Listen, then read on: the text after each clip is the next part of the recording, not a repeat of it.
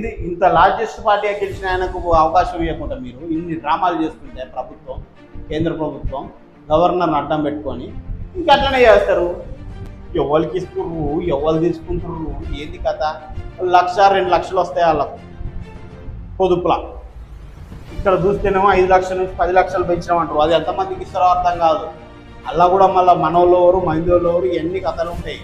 పేపర్లో ముచ్చడం ఇట్లుంటుంది. ఇలాంటివి చేసినప్పుడే బీజేపీ మీద దేశ ప్రజలు ఆలోచించాల్సిన పరిస్థితి వస్తుంది. ఇక్కడనేమో నువ్వు టైం ధీరంగానే రద్దు చేస్తావు, కొత్త వాళ్ళకి అవకాశం ఇస్తావు. అక్కడనేమో లార్జెస్ట్ పార్టీగా గెలిచిన ఆయనకు అవకాశం ఇవ్వవు. ఫ్లోర్ టెస్ట్లో శాసనసభలో నిరూపించుకుంటాడు కదా బలం, నిరూపించకపోతే రద్దు చేయొచ్చు కదా, అవకాశం ఇవ్వవు.